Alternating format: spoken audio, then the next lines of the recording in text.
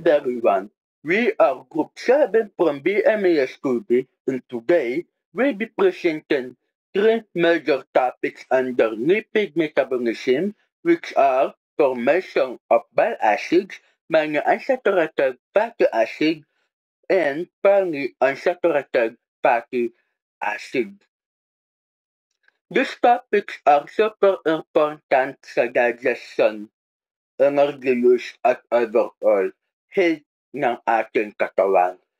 So through this presentation, ipapakita namin kung paano sila magwo-work at bakit sila mahalaga sa ating physiology. However, I am Ron Bibedagoro to presenting the introduction of the three major topics under the lipid metabolism. Before tayo mag-start sa mismong topics, balikan mga natin kung ano ang lipids. What are lipids? Lipids are basically fats pero hindi nga siya basta taba. They are served as long-term energy storage. Kaya kapag hindi tayo kumakain, lipids ang ginagamit na katawan for fuel para magkaroon tayo ng energy. Sila rin ang nagpo-protect sa organs natin dahil nag-a-absorb sila ng shock or pressure. Importante rin ang lipids sa absorption ng fat-soluble vitamins tulad ng vitamins A, D, E, at K. Lastly, lipids help build and maintain cell membranes kaya very important sila for normal cell function. Kasama sa lipids ang bile acids, monounsaturated fatty acid at polyunsaturated fatty acids kaya connected lahat ng topics natin today.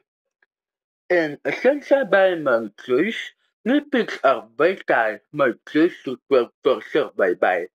They support cell structure and global communication between cells and participate in essential physiological function. Kapag sinabing lipids are essential biomolecules, ibig sabihin sila ang molecules na hindi pwede mawala sa katawan kasi critical sila sa basic life functions.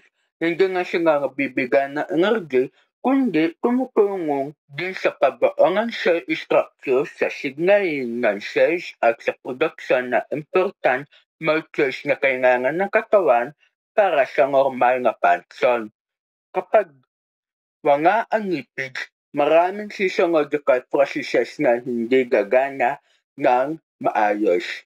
In energy cells, lipids store long-term energy as triglycerides when carbohydrates are insufficient. The body uses fats to produce ATP as the primary energy currency at cells. Isa sa pinaka-importanteng role ng lipids ay bilang energy source. Ang katawan natin ay nag-iimbak ng excess energy sa anyo ng triglycerides sa adipose tissue. Kapag kuha ang carbohydrates, ginagamit ng katawan ang stored fats na ito para makagawa ng ATP na siyang main energy currency ng cells. Kaya sobrang efficient ang lipids para sa long-term energy storage kumpara sa carbs. Part at cell membranes. Phospholipids in cholesterol form the cell membrane, which controls the entry and exit of substances in enables cell communication. Ang lipids, lalo na ang phospholipids at cholesterol ay bumubuo ng cell membrane o plasma membrane. Ang membrane na ito ay hindi nga simpleng barrier. Ito rin ay selective. Pinipili nito kung ano ang papasok at lalabas sa cell. Ito rin ang mahalaga sa cell signaling dahil sa presence ng specific lipids nagkakaroon ng communication at interaction sa pagitan ng cells. In needed for hormones, cholesterol serves as the precursor for steroid hormones such as estrogen, testosterone, and cortisol. Without lipids, proper hormone synthesis cannot occur. Ang cholesterol at iba pang lipids ay ginagamit bilang precursor ng steroid hormones tulad ng estrogen, testosterone, at cortisol. Kung kulang ang lipids, hindi rin maproduce na maayos ang hormones na ito na mahalaga sa reproduction, stress response, metabolism, at growth. Kaya lipids are indirectly essential sa regulation ng iba't ibang physiological processes. Lastly, important for digestion and metabolism. Lipids help absorb soluble vitamins A, D, E, K, and regulate metabolic processes, growth, and energy balance. Ang lipids ay critical din sa digestion at metabolism. Kailangan sila para ma-absorb ng soluble vitamins tulad ng A, D, E, at K na mahalaga sa vision, bone, health, antioxidant protection, at blood clotting. Bukod dito, ang lipids ay nagbibigay ng structural, molecules at signaling molecules na nagre-regulate ng metabolism, cell growth at energy balance. Sa madaling salita, hindi lang sila pang-energy. They are central to maintaining normal body function.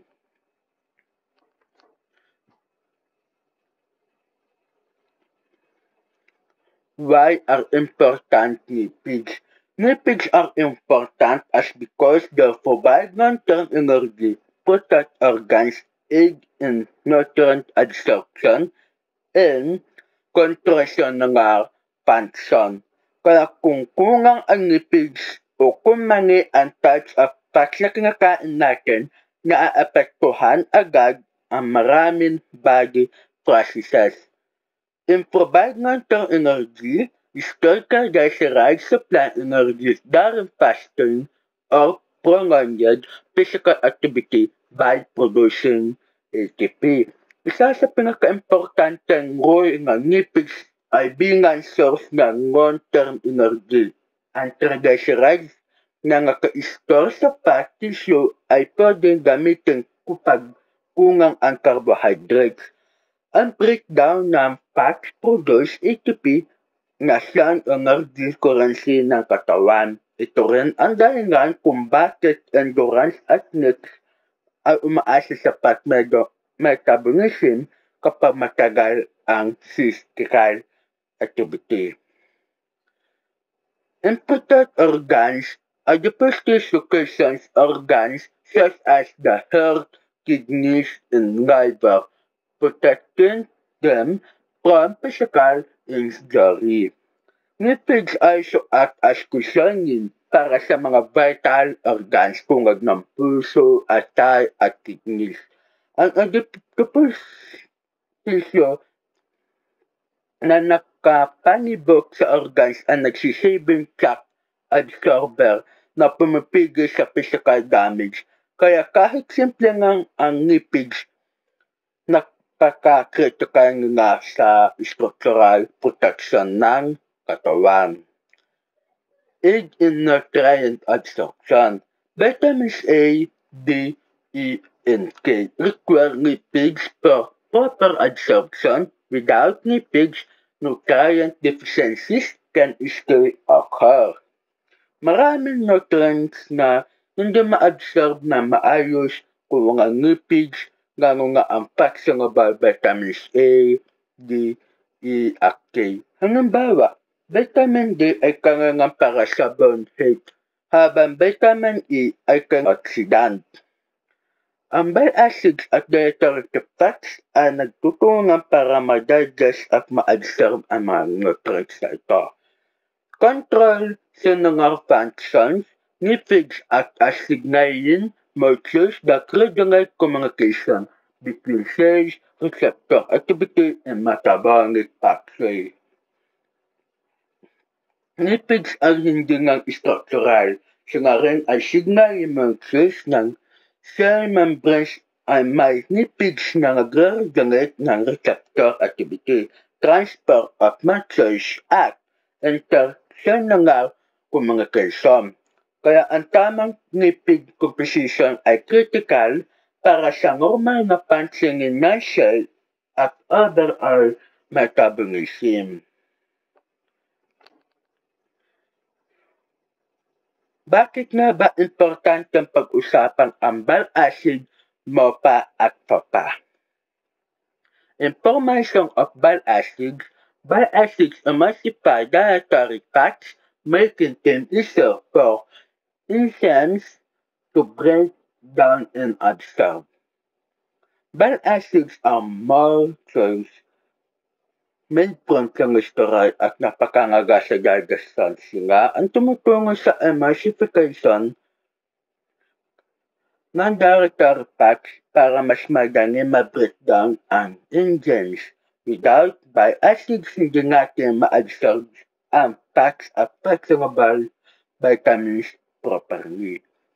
In mga unsaturated fatty acid, MAPA lowers low density lipoprotein, which are bad cholesterol, while supporting high density lipoprotein in good cholesterol, reducing the risk of cardiovascular disease. Mga unsaturated fatty acids o MOPAs tulad ng sa olive oil at nuts ay nakakatulong sa cholesterol balance. Pinapababa nila ang LDL o bad cholesterol habang pinapataas ang HDL o good cholesterol kaya sila ay tinatawag na healthy fats. Mga unsaturated fatty acid, omega-3 and omega-6 fatty acids are required for brain development, mood regulation, and inflammation balance. The body cannot produce them. Mga unsaturated fatty acids o POPAs, kabilang ang omega-3 at omega-6 ay essential fatty acids kasi hindi kayang gawin ang katawan. Kritikal sila sa brain development, heart health, at anti-inflammatory responses. Kaya sila ay considered essential nutrients. All are core parts of lipid metabolism. These molecules explain how the body digests, processes, stores, and uses fats. Crucial knowledge in the medical and health science fields. Ang bile acids, MOPA at POPA ay hindi lang insulated molecules. Lahat sila ay interconnected sa lipid metabolism, mga sa digestion, transport, storage, to utilization. Understanding them helps explain how the body manages fats efficiently. They help support brain function, regulate inflammation, and maintain cell health. Together, these three topics explain how our body digests, processes, and uses fats. Overview of the three topics. Information of bile acid synthesized in the liver, stored in the gallbladder, and essential for emulsifying fats during digestion. Bile acids are synthesized from cholesterol sa liver. Sila ay stored sa gallbladder at released sa small intestine. Kapag may fat meal, ay may role nila ay emulsifying ng fats, increasing surface area para sa pancreatic lipids para ma-digest ng maayos. Mga unsaturated fatty acid, a type of healthy fat found in olive oil, nuts, and avocado, each single double band gives stability and health protective properties. MOPAs are packed with a single double band sa fatty acid chain. This structure makes them stable at moderate heat and beneficial for health health found in olive oil, avocado, and nuts. Nakakatulong siya nga sa cholesterol management at anti-inflammatory practices. Lastly, unsaturated fatty acid includes omega-3 and omega-6 fatty acids critical for brain function, nerve health, and immune balance. Potassium more than one double bond, kaya siya nga ay prone to oxidation but highly functional biologically. Omega-3 found in fish fat seeds support brain function and reduce inflammation. Habang omega-6 found in vegetable oils is also essential for cellular signaling and immunity. The role in metabolism, kung metabolism naman ang pag-uusapan, ang formation of bile acids then emulsify large fat globules into smaller droplets, making them easier for digestive enzymes to process. Bile acids break down large fat globules into tiny droplets sa small intestine, increasing surface area para sa digestive enzymes. This process is called emulsification, and it's essential para sa absorption ng fatty acids at fat-soluble vitamins. Mapas monounsaturated fatty acids mapa-lower LDL and triglycerides levels while maintaining HDL, supporting cardiovascular health. Mapas help regulate blood lipids. They reduce LDL cholesterol and triglycerides while maintaining or increasing HDL. This improves overall lipid profile. Unsaturated fatty acid produce signaling molecules that regulate inflammation and maintain the fluidity of cell membranes. Phosphorus contribute to anti-inflammatory pathways by producing signaling molecules like prostaglandins. There are also components of cell membranes affecting membrane fluidity and receptor function, which is critical for normal cell activity. Lahat ng ito ay importante para gumana ang maayos ang cells, especially brain and nerve cells.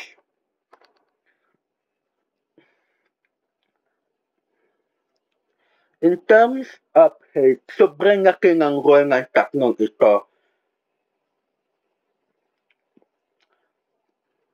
Neither for fat absorption, prevents heart disease, supports brain function, maintains healthy cells.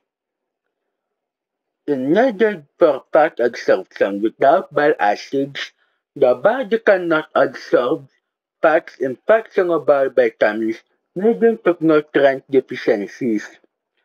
Bile acids are necessary para ma-absorb ang fat at fat-soluble vitamins A, D, E, K. Without them, nutrients will not enter the bloodstream properly, leading to deficiencies kahit kumakain ka ng sufficient food. Prevents heart disease. MAPA and PAPA lower LDL cholesterol and reduce inflammation, decreasing the risk of heart attack and stroke. MAPAs and PAPAs help maintain healthy cholesterol levels and reduce inflammation. This lowers risk of cardiovascular disease, including heart attacks and strokes. Supports brain function. Omega-3 papa is essential for memory, cognition, neural development, and mood regulation. The brain itself is made up of nearly 60% fat kaya important na ma-proper lipid intake. Maintains healthy cells, lipids support cell membrane integrity, enabling nutrient transport, signaling, and protection from stress. Purpose in cholesterol maintain membrane integrity. Proper membrane composition ensures normal cell signaling, nutrient transport, and protecting against oxidative stress. Cell function deteriorates. Ang sa lahat na ito ay lipids maintain healthy cells. So kapag mali ang fat intake natin, pati cell function affected.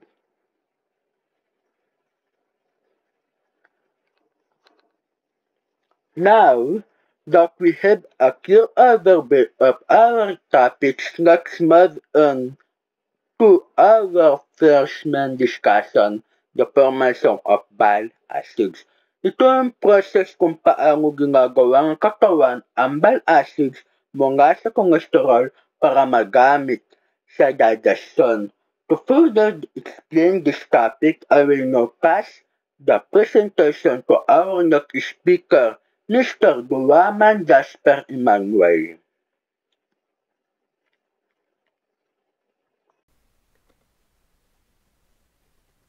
Hello and a good day to everyone watching this video. My name is Jasper Manueles Duaman, your second reporter. And today, I'll be talking about the formation of bile acids. So what are bile acids? The formation of bile acids is defined as a complex metabolic process occurring mainly in the liver. It involves 16 enzymes and 17 reactions and is divided into two pathways, the classical pathway, which produces most bile, and the alternative pathway.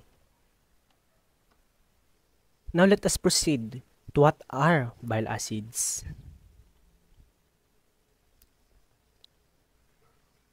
Bile acids are steroid-based compounds produced in the liver from cholesterol. It aids in fat digestion by acting as a biological detergent, emulsifying fats into smaller micelles. The liver converts cholesterol into bile acids through multiple enzyme steps. This process removes excess cholesterol from the body. Also, bile acid contains 24 carbons, unlike cholesterol, which has 27 carbons. So, yung mga bile acids, sila yung mga tumutulong tunawin at i-digest ang fat sa ating tiyan at small intestine. Pag walang bile acids, mahirapan mag-breakdown ng fats and oils ang katawan natin. Ito ay maglilid sa mga maraming sakit. Let us proceed to the types of bile acid. So we have here the types of bile acid. First is the primary bile acids, which are made in the liver, and the products are cholic acid and chenodeoxycholic acid. We also have secondary bile acids, which are made from intestinal bacteria. The products are deoxycholic acid from cholic acid and litocholic acid from chenodeoxycholic acid. So ang primary, ito yung mga bile acids na gawa ng liver. Sila ang pinakaunang form ng mga bile acids bago sila ma-convert. At ang secondary naman, ito yung mga na-modify na version ng bile na dumadaan sa intestinal bacteria. Meron tayong tatawag na conjugated bile acid.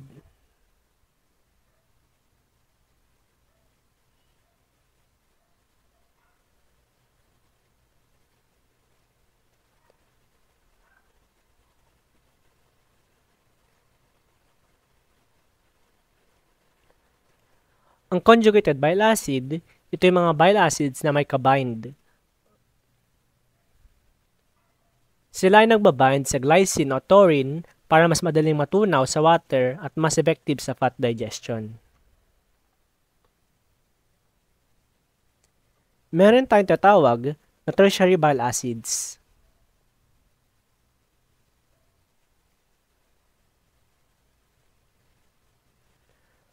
Ang mga tertiary bile acids ay yung mas pinong version ng bile acids.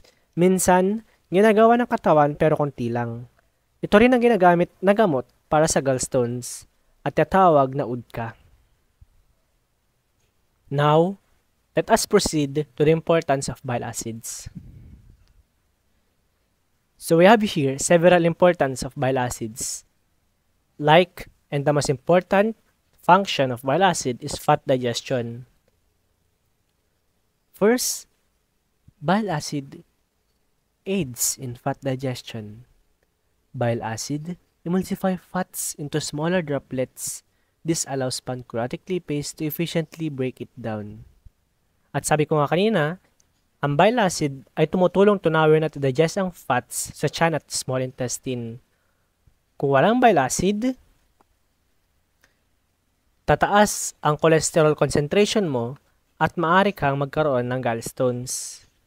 Imagine mo na lang, you keep on eating oily food tulad ng mga fried chicken and some unhealthy foods. Paano na kaya mababreakdown ang mga mantika na kinakain mo? So that is one important function of bile acids. Next, they help absorb fat-soluble vitamins. Second, is it helps absorbing fat-soluble vitamins. And fat-soluble vitamins is kahit na kumain ka ng mga healthy food, sayang lang yung mga vitamins dahil hindi mo sila ma-absorb. And kapag kulang ka ng bile acids, ito yung mga pwede mo makuha ang sakit. Sa vitamin A, night blindness, vitamin D, weak bones, rickets, and osteomalacia, vitamin E, nerve problems and weak muscles, vitamin K, bleeding.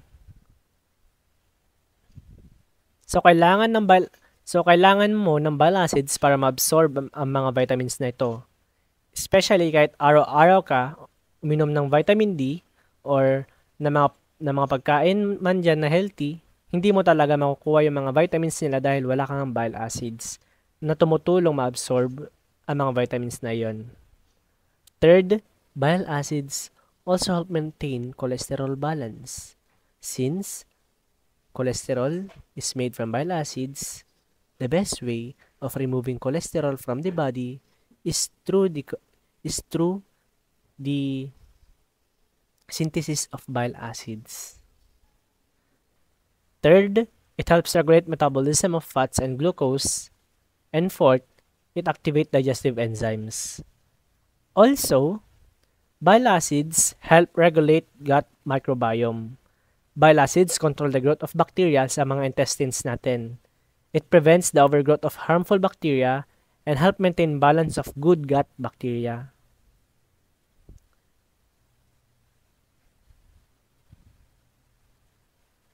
Bile acids also help excreting waste products.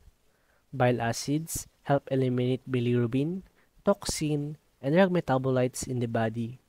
They also help in activating digestive enzymes. Now, let us proceed on how bile acid works. When you eat fat or oily foods, gallbladder releases bile salts. They help emulsify fats and form micelles. After use, 95% are reabsorbed in the ileum and returned to the liver. This recycling is also called enterohepatic circulation. Bile acids also act like hormones. Modern research shows bile acids are signaling molecules. They activate FXR, TGR5, PXR, and VDR. These regulate cholesterol metabolism, glucose homeostasis, energy expenditure, and inflammation. Thus, bile acid affect obesity, diabetes, and metabolic syndrome.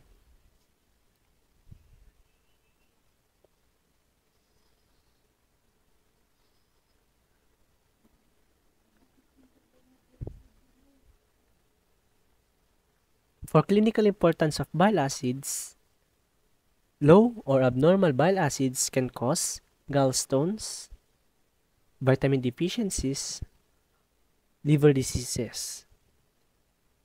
Medications like UDCA use bile acids therapeutically.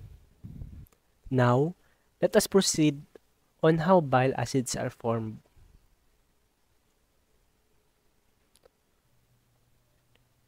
So sabi ko nga kanina, meron dalawang pathway ang pagbuo ng bile acid, ang classic pathway at ang alternative pathway. So mag-start tayo sa classic pathway, which is the major route for bile acid formation.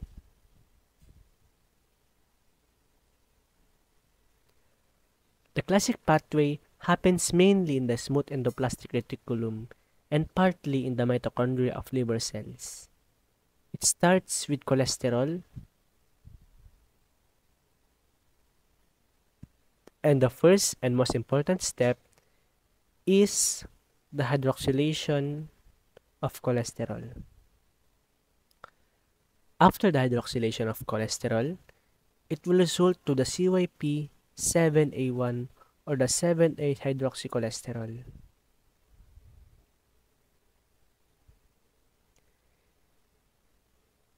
This enzyme adds hydroxyl group at the carbon 7 of the cholesterol.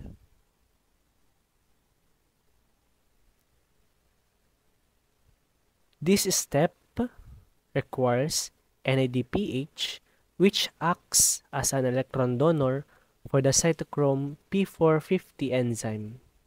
This is important because NADPH supports the hydroxylation reaction that converts cholesterol to more water-soluble intermediates.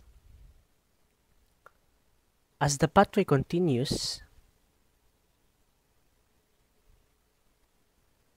the molecule goes down through oxidation reaction that involve NAD being reduced to NADH, especially during the side chain oxidation steps. These reactions occurs mainly in the mitochondria, where cholesterol side chain is shortened from 27 carbons to 24 carbons. The classic pathway ultimately produces two main primary bile acids. As I said a while ago, the primary bile acids are the cholic acid and the chenodeoxycholic acid. Overall, the classic pathway contributes 90% of bile acid production, and it is highly dependent on NADPH and NAD and NADH for energy and oxidation reaction steps. Now, let's move to the alternative pathway,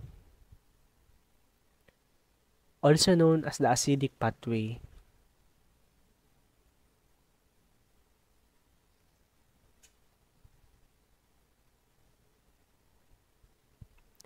Unlike the classic pathway, the alternative pathway begins with a different enzyme, and it's the CYP27A1.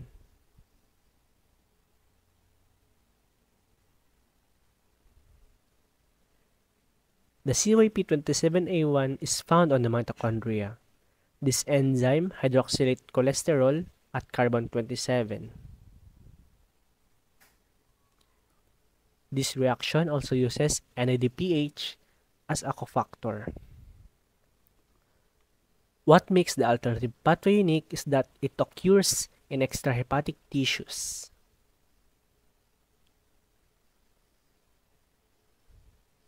The oxidation of the cholesterol side chain in the alternative pathway also involves NAD being reduced to NADH, particularly during the conversion of the C27 side chain to a carboxyl group before entering the liver for further processing.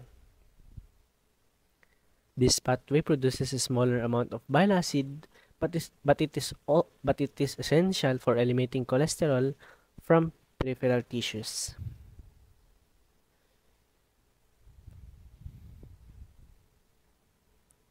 So, the product of alternative pathway is the chenodeoxycholic acid. And for classic pathway, it's the taurocholic acid and the chenodeoxycholic acid. Also, one thing to remember is that cholesterol and 7-hydroxycholesterol is the most important thing in the classic pathway. And for the alternative pathway, it is the macrophage, specifically the CYP27A1.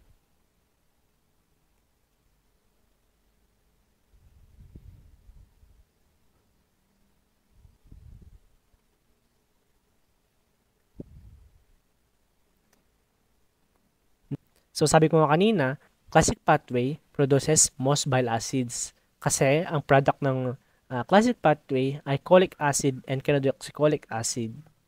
While sa alternative pathway, ang product niya ay chenodeoxycholic acid. Now, let's proceed to the secondary bile acids.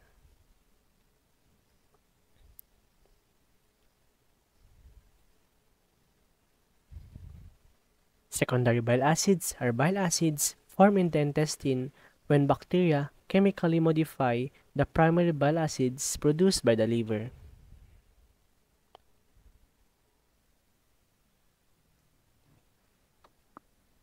So sa secondary bile acids ay ang mga bile acids na na-form sa gut by the gut bacteria or in the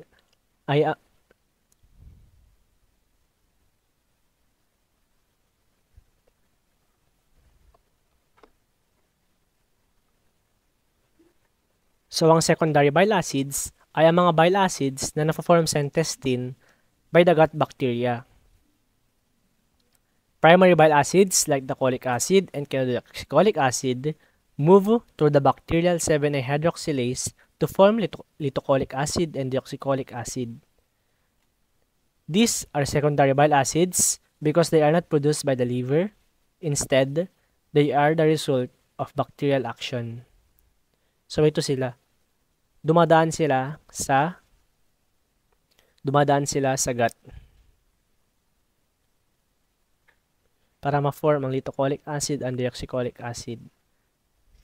Always remember this, the bacterial 7-hydroxylase. Now let us proceed. Conjugated bile acids are primary bile acids that have been chemically attached. When we say conjugated, they join together. It is either glycine or taurine. The liver performs this conjugation to make bile acids more water-soluble, stronger acids, less toxic, and more effective for fat digestion. Why does the liver conjugate bile acids? It is to increase solubility and prevent them from being reabsorbed too early, and most importantly, to enhance fat digestion.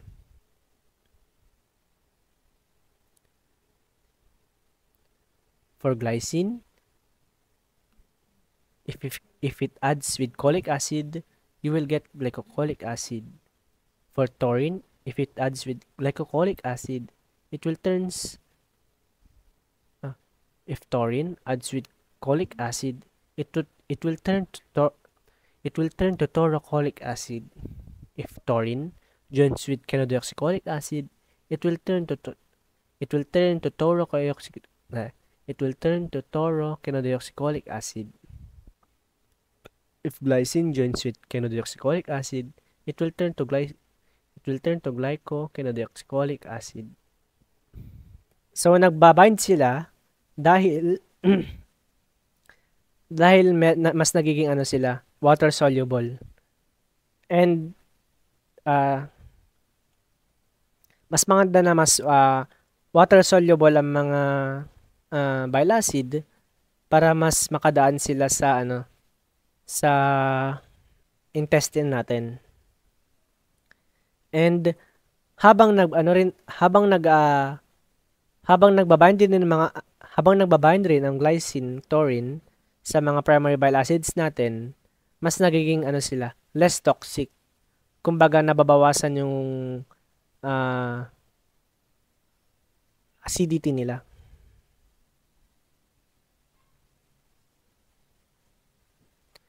Next is to adjust the pKa or the acidity.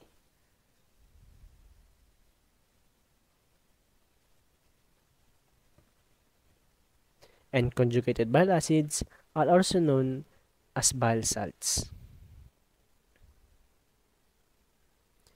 And these bile salts are secreted into bile and stored in the gallbladder.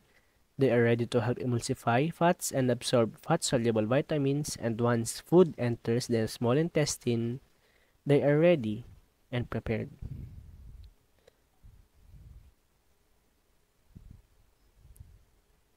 So that is all for the formation of bile acid. Okay, so today I'll be explaining what monounsaturated fats are. So let's proceed.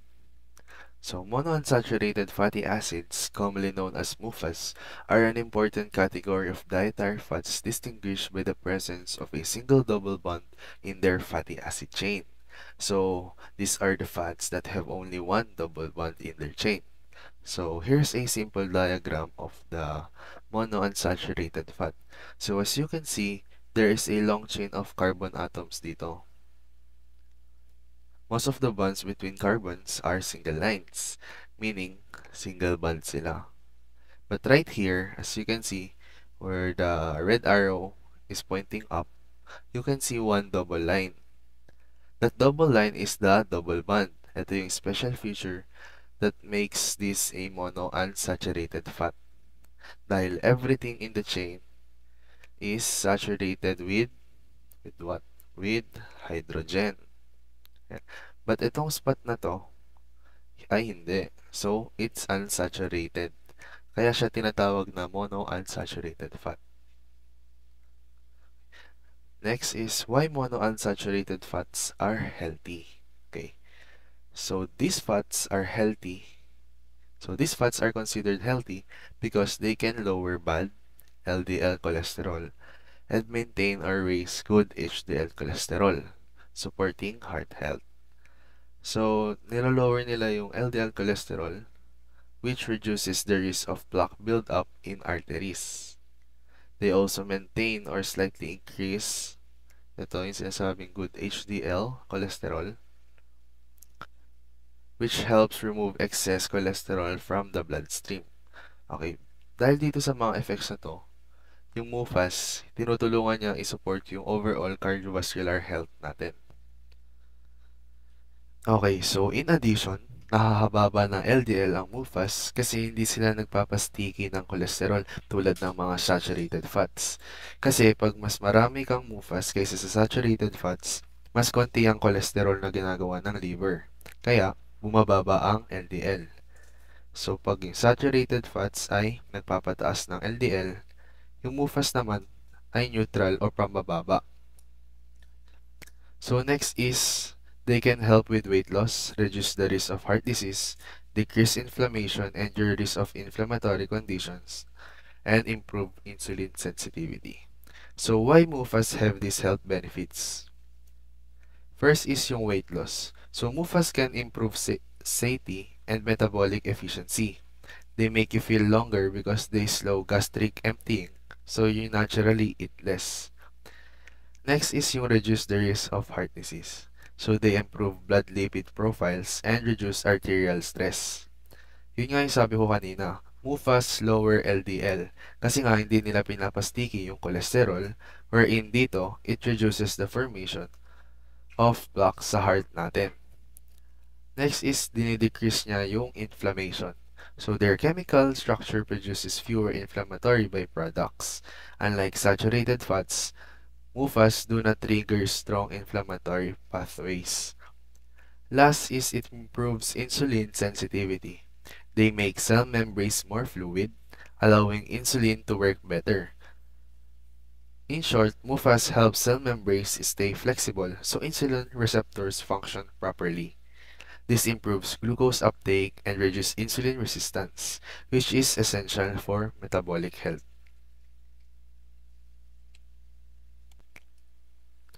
Next is monounsaturated fatty acid. So, here's a fact about monounsaturated fat. It is present in both foods, plant foods, and animal products. One of the healthiest examples of monounsaturated fat that people may be familiar with is olive oil. Okay, so chemically speaking, Monounsaturated fatty acids, or MUFAs, are fat molecules with one unsaturated double carbon bond, and these fats are usually liquid when at room temperature and turn solid when chilled. Ayan. So, monosaturated fat, isa itong uri ng healthy fat na may isang double bond, kaya mas flexible siya kumpara sa ibang fats. Dahil dito, liquid siya sa room temperature, pero tumitigas kapag malamig. So, makikita natin ito sa olive oil, sa ibang plant at animal sources. So, madidiscuss natin yan later. So, bakit nga ba mas flexible ang monounsaturated fat? Dahil may isa siyang double bond. Ang double bond, isa siyang parang liko or bend sa carbon chain. Kapag may bend ang chain, hindi na siya straight. Siyempre, hindi straight. May bend nga. And kaya hindi sila pwedeng magsiksikan ng tightly, tulad ng saturated fats. So, kapag straight yung chain, madali silang magsiksikan, ang kalalabasan ay matigas. And kapag may bend naman, hindi sila nagsisiksikan. So, mas flexible sila.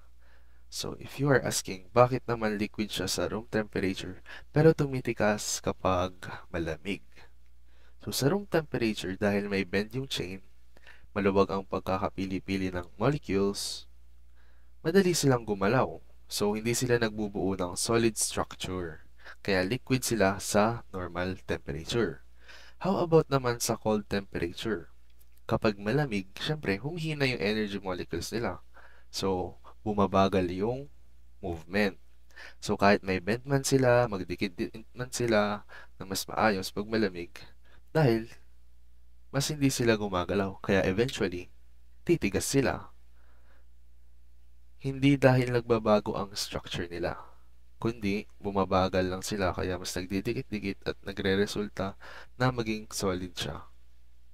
So, this is the modified beta-oxidation of MUFA. So, the oxidation of unsaturated fatty acids proceed as in the case of saturated fatty acids, till the double bond is reached. Thus, palmitoleic acid, 16-carbon monounsaturated, undergoes 3 cycles of beta-oxidation to yield D3-cis-enoyl CoA with 10 carbon atoms. So, here, the double bond is cis-type. The dehydrogenase cannot act on the bond.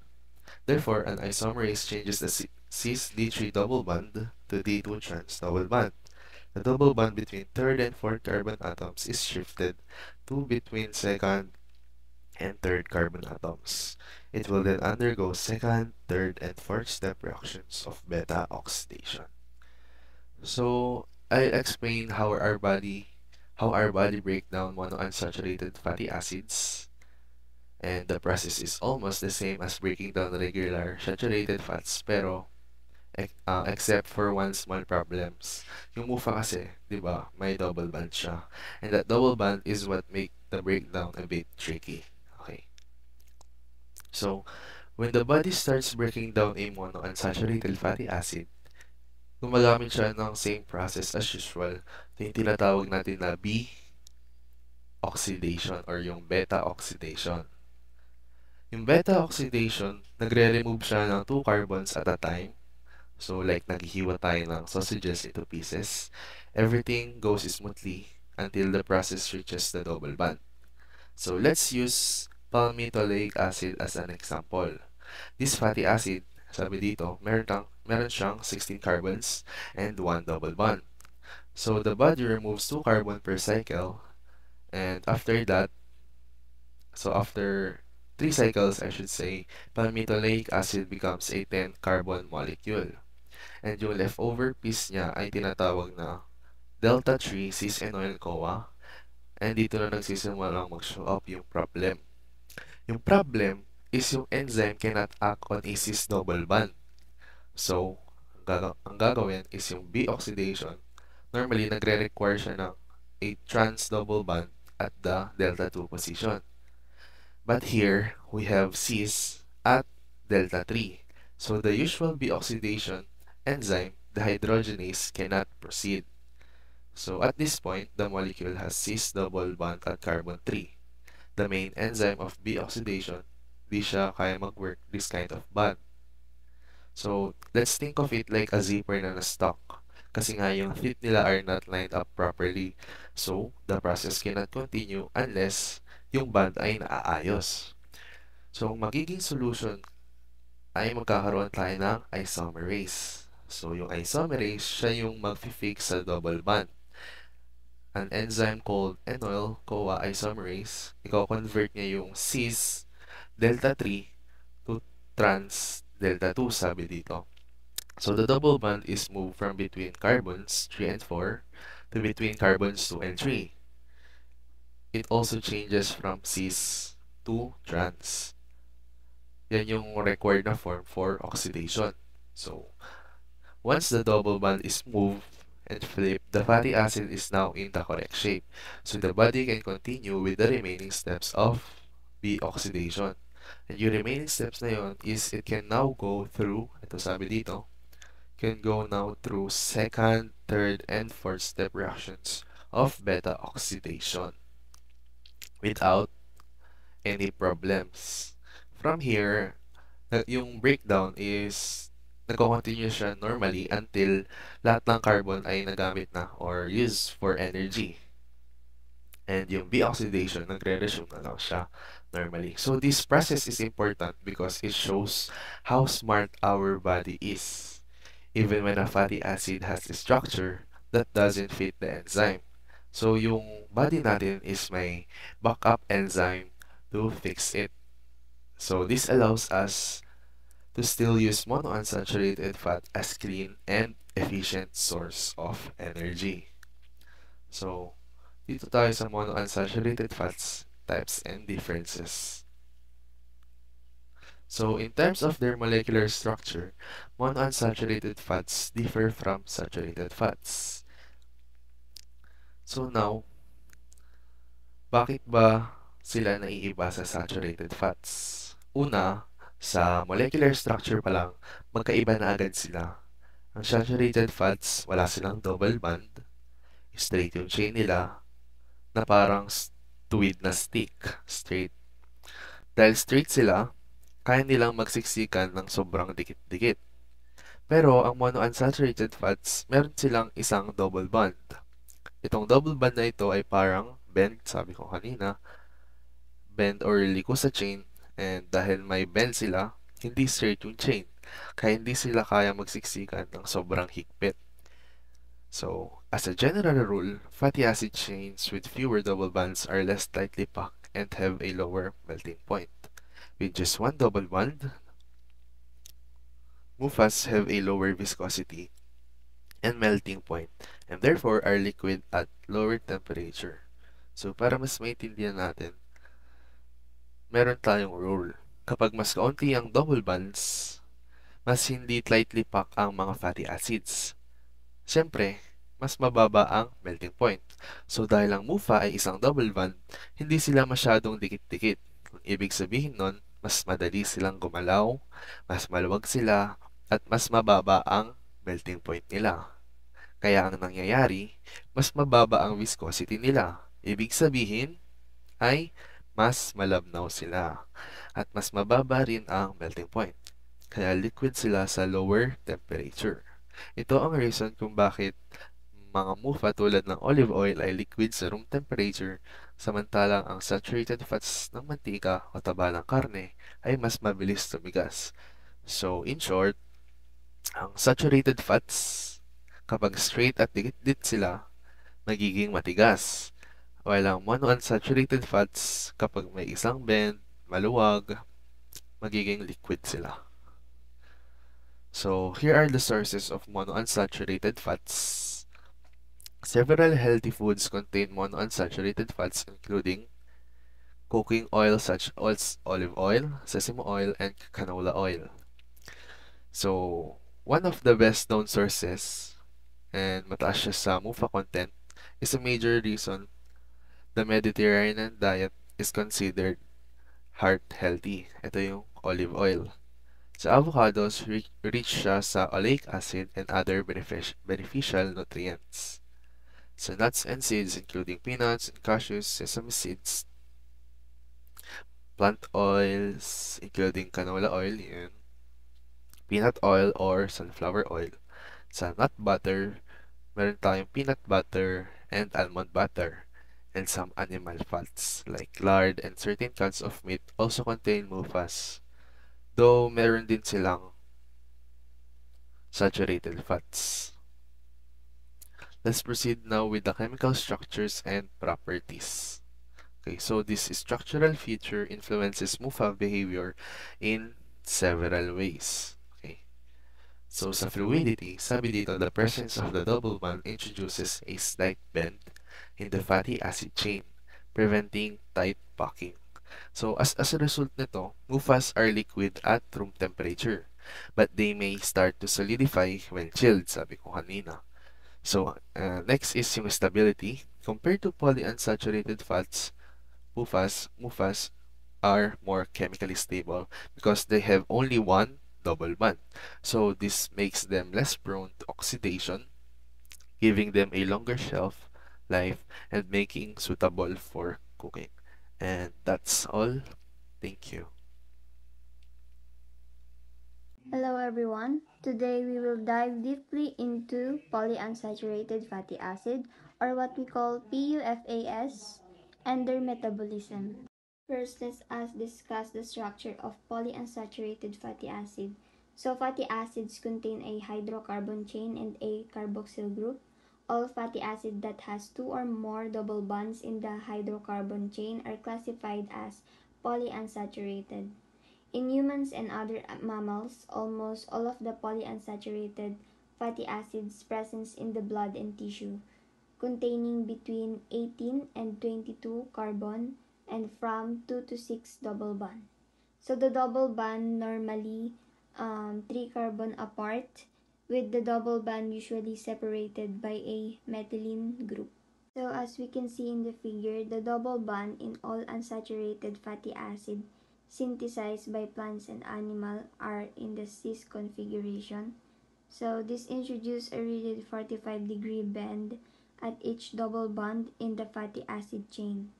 So the bend conformation reduces the tightness with which adjacent fatty acid chain can pack, producing a more mobile physical state and thereby decreasing the melting point of lipids containing unsaturated fatty acetyl chain. So human cannot synthesize certain double bonds, especially we lack delta 12 and delta 15 desaturase activity.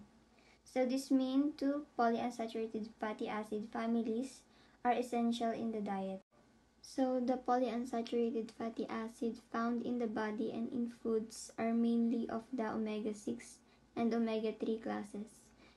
So as we can see here in the figure, it illustrates the chemical structure of the major omega-6 and omega-3 polyunsaturated fatty acid present in the human and animal.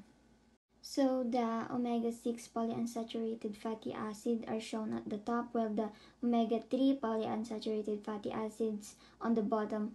Although each class contain 8 fatty acids, the 6 fatty acids shown in this figure account for more than 90% of the polyunsaturated fatty acids present in the plasma and tissue under normal physiological condition. So the omega-6 polyunsaturated fatty acids begin with linoleic acid, which is the main polyunsaturated fatty acid made by sterile plants. It is found in high amount in corn oil, sunflower seed oil, and safflower oil. So linoleic acid become the most abundant polyunsaturated fatty acid in our diet. So the most important omega-6 fatty acid in terms of function is the arachidonic acid, or ARA. Arachidonic acid is the main substrate for producing eicosanoid biomediator such as prostaglandins and eukaryotins. It is also a major fatty acid component of the inositol glycerol phospholipid in cell membrane. Then next is the omega-3 polyunsaturated fatty acid are present in the large amount in the retina and in specific parts of the brain. So just like the omega-6 fatty acid, the omega-3 family cannot be completely synthesized in the body and therefore must come from the diet. The main 18 carbon in omega-3 fatty acid is a alpha-linoleic acid or ALA. It is a structure similar to linoleic acid but has an extra double bond at carbon 15. So the alpha-linoleic acid is found in soybean oil, canola oil, and in vegetation that grows in cold water. So most of the alpha-linoleic acid we consume is absorbed into the intestinal lipoprotein without major modification. The omega-3 fatty acid with 5 or 6 double bond are found mainly in fish and marine animals. The most abundant are EPA, which has 20 carbon and 5 double bond, and DHA, which has 22 carbon and 6 double bond. So these are commonly referred to as a fish oil fatty acid. Humans typically ingest a mixture of omega-3 polyunsaturated fatty acid, and the balance between alpha-linoleic acid and EPA and DHA depend on how much plant-based food versus seafood we include in our diet. The nomenclature of polyunsaturated fatty acid use two main ways to number the carbon atoms. The first is the delta numbering system, where the carbon of the carboxyl group is counted as carbon number 1. The second system is the omega system, which does the opposite. In this system, the metal end of the fatty acid is considered carbon number 1. Now let's look at an example of how we number fatty acid using the omega system and the delta system. So we have here a fatty acid with 6 carbon, but let's imagine that it is a 18 carbon. So the structure starts with a metal group written as CH3 and ends with a carboxyl group written as COOH.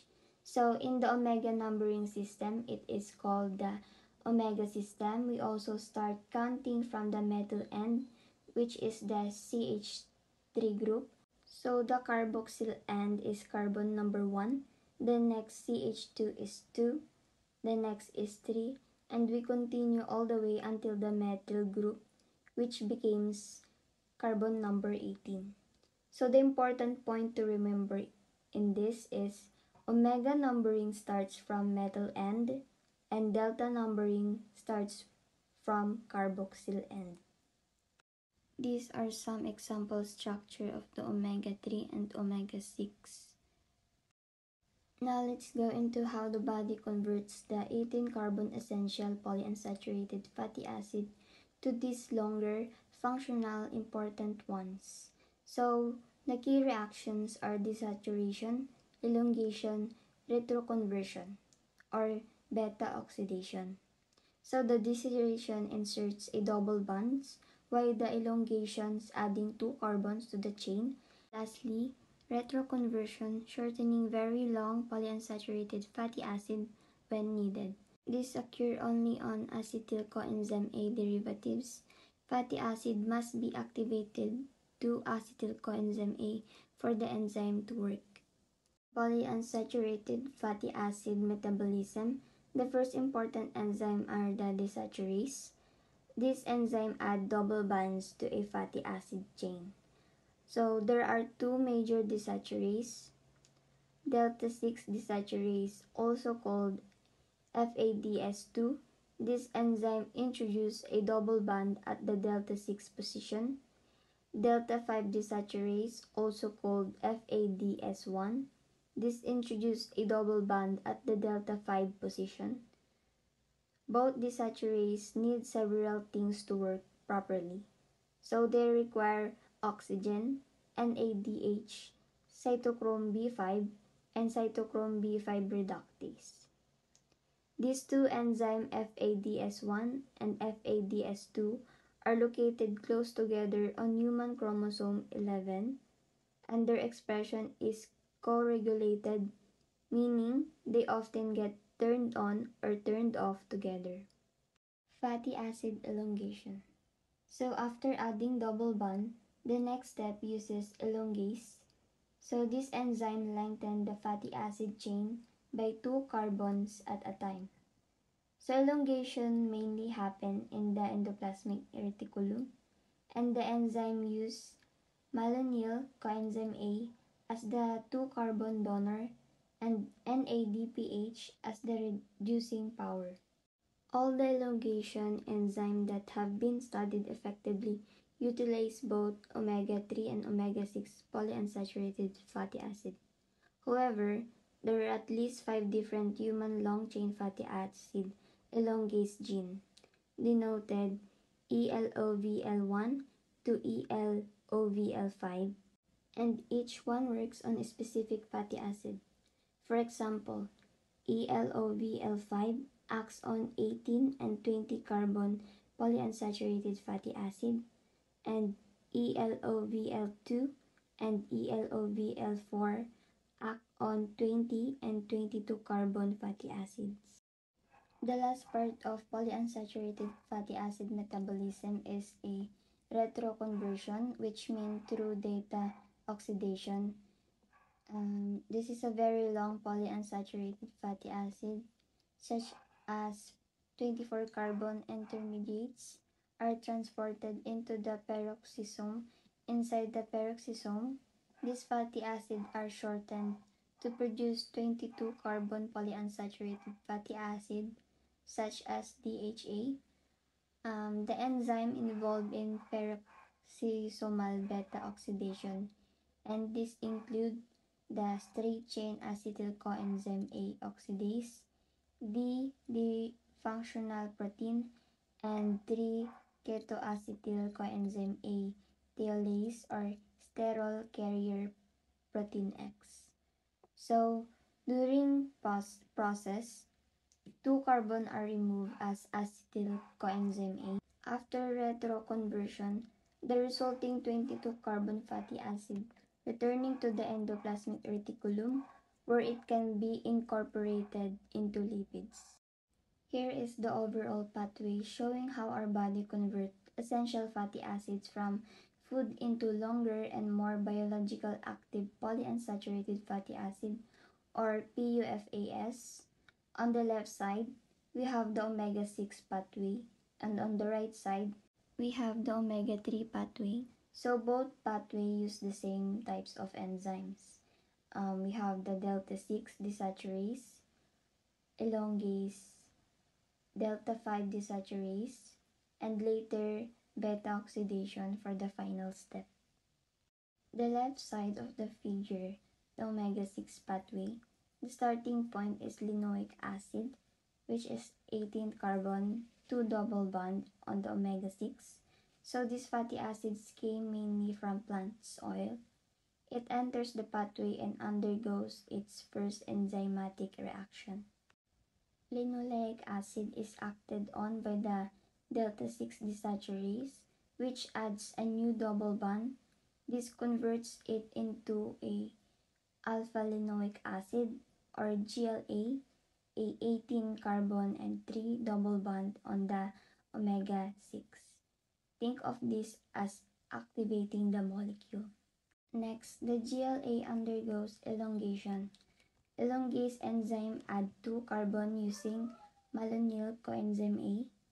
So this produces dihomo-alpha-linoleic acid, which is a 20 carbon with 3 double bond in the omega-6. Now another double bond is added by the delta-5 desaturase, forming arachidonic acid, or ARA, a 20 carbon with 4 double bond in the omega-6. So arachidonic acid is very important because prostaglandins and leukotrienes involved in inflammation. The arachidonic acid can be further elongated to andrenic acid that has 22 carbon, 4 double bond in the omega-6. So the pathway can continue to a 24 carbon product. At the end 24 carbon stage, another delta-6 desaturation occurs, and then the fatty acid enters the peroxisome, where the beta oxidation shortens it back to a 22 carbon polyunsaturated fatty acid. This gives us docosapentaenoic acid that has 22 carbon and 5 double bond in the omega-6. On the right side of the figure, the omega-3 pathway. So the starting point is the alpha-linoleic acid that has 18 carbon and 3 double bond in the omega-3. So this comes from plant source such as flaxseed and leaf greens. It allows a similar pattern to omega-6 but produces different product. The alpha-linoleic acid is converted by the delta-6 desaturase into stearidonic acid that has 18 carbon and 3 double bond in omega-6. Then the stearidonic acid is elongated to a 20 carbon fatty acid that is called eicosapentaenoic acid that has 20 carbon and 4 double bond in the omega-3. Then delta-5 desaturase convert this into EPA or eicosapentaenoic acid that has 20 carbon and 5 double bond in the omega-3. EPA is an important anti-inflammatory omega-3 found in fish. Further elongation, EPA is elongated to docosapentaenoic acid that has 22 carbon and 5 double bond in the omega-3. Just like omega-6, the molecule becomes a 24 carbon polyunsaturated fatty acid, is desaturated again, and then is shorted in the peroxisome through beta oxidation. This final step gives us DHA or docosahexaenoic acid that has 22 carbon and 6 double bond in the omega-3, an essential omega-3 for the brain, eyes, and nervous system. Let us take note that both omega-6 and omega-3 pathway share the same enzyme, so this means they complete with each other.